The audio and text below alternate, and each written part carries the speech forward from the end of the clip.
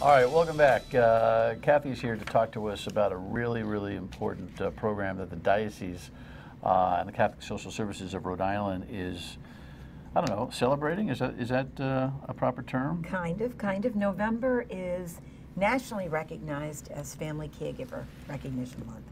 So each November, agencies like the diocese that provide services to older families and their caregivers, along with the Alzheimer's Association and lots of the other agencies, we get together on the 2nd of November at the State House to kick off National Family Caregiver Month. So it's a recognition of the good work that all of those family members do. And when I talk about caregivers, I'm talking unpaid family members and friends who care for older people, disabled young folks, disabled children. So the event is to begin a month of celebration for that. The diocese has been involved for a long time with the CareBreaks program. It's almost 30 years old now. What is that? CareBreaks is a way of helping people who have low or modest income to pay for a break from caregiving. So it's a respite program. And respite is a word that a lot of people don't use, but basically it means a planned temporary break from caregiving duties. Very important that caregivers have a break. The theme of this year's National Family Caregiver Month is caregiving around the clock. A lot of people don't realize that some people are 24/7 taking care of someone at home. I met with one of our program participants recently, and he mentioned that for 3 years he never got to his own doctor because he could not leave his wife and she was not mobile, and he put that off for 3 years. So we're recognizing caregivers, particularly the ones that are really doing this as their life. They're taking care of someone. Well, I'm not going to tell you, my family's sad story, but I can relate to all of this. My mom was a full quad for 20 years, of the last 20 years of her life, and the kind of care that she required was round the clock. And it left the family, when she finally passed, it left the family exhausted. And I will tell you that we had the resources to actually have a hired person in the house. And that's a whole nother industry that operates in America that a lot of people are really not. I wish more people knew how to get that help. Not all of it is regulated. It can be dangerous, it can be undisciplined, but desperate families do desperate things.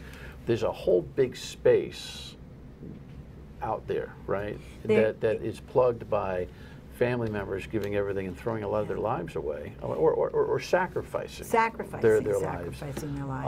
It is, to care for a it's loved kind of a new thing, because if you look back over history, people are living longer now than they ever did.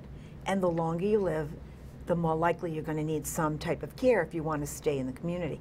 So this National Family Caregiver Recognition Month has only been around for 20 years. President Clinton made the first proclamation back in 1997. So if you look at what's happening with the aging trends, in this country, every single day, 10,000 people turn 65. Every single day. Now, Rhode Island is a state with a lot of old people, 85 plus. We're the #1 state in the country with our proportion of citizens 85 plus. So that speaks to the caregiver burden in the state of Rhode Island. If the majority of those people are at home, and they are, someone's helping them out usually. You find very independent people into their 90s, but it doesn't mean they don't need some kind of care. Right. So well, that's what we're looking at. There's legitimate industries. I mean, I endorse companies that, for senior care. There are various degrees of assistance now in the assisted living world, the nursing homes, the skilled facilities, the non-skilled facilities. There's a lot of shopping, I think, that you got to do right now to figure out where somebody ought to be. But then there's that place where, you don't have the bread, or you don't have the money, or what are you going to do? You're going to drain your entire estate in order to be able to get the social services, and then you have not paying bills on time lately. That's a real life stressful type environment out there. And so what you're doing? how are you relating to that real environment out there? Are you just sounding the alarms? What are we doing with this pronouncement that we ought to be paying attention to this in the month of November? All right. Well, the pronouncement, the 2nd of November and the month of November is an awareness and educational month.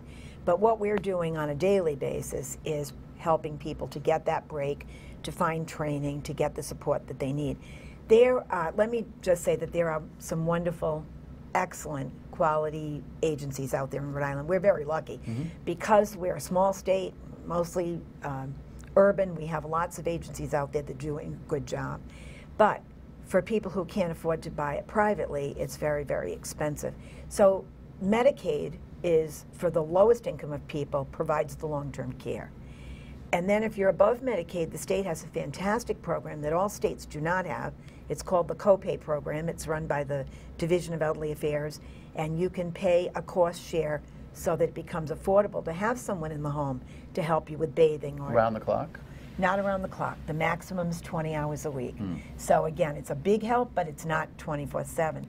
And included in that, you can go to Adult Day if you can figure that out too, and you want to do that with your in-home hours. But that only goes up to 200% of poverty, so that's still very low income. Our program, our CareBreaks program, is a break for caregivers, and it does go higher on the income, up to 300% of poverty. And we've even helped people in unique circumstances, regardless of income. But the respite program's a little different, because the respite program, our client is the caregiver. The care recipient, regardless of their diagnosis or what their needs are, they're the primary client for Medicaid or the primary client for copay. But for us, it's the caregiver. We're giving them a break to help them do what they do best, take care of the person that they love. So we give them lots of choices, that we can help them pay for a certified nursing assistant, a CNA, to come in for 4 hours every week, the same time. I met with a gentleman recently, and that's what he does. He has Friday afternoons is his afternoon. The worker comes in and stays with his wife, who is in a hospital bed. He's a 24/7 caregiver, and he meets his retiree friends. He does his errands. He runs around. He has so that. Important to actually get out of the house. He said to me, he said, this one afternoon a week keeps me able to do this. So some people choose Adult Day. We have wonderful licensed Adult Day centers in Rhode Island. That gives a whole day of care for a working caregiver. It's a wonderful program. I mean, caregivers don't realize that they're killing themselves sometimes by not taking care of themselves while they're taking care of their loved one. Yeah. And you must see wonderful stories out there. Oh, it's incredible. The love that family members have and the devotion that occurs in this environment is pretty profound, isn't it? A lot of this is behind closed doors because people are not able to be seen. So they stop going to church because they can't get out and they can't take the person they're caring for. Their time out on errands is very limited, and as this gentleman said to me the other day, I was rushing home, driving, I know, much too fast, because if I'd left her alone for an hour, I was worried that she was okay. So those are the everyday pressures that people are feeling. So the break is very, very important. We also do training. We have a wonderful program called Powerful Tools for Caregivers.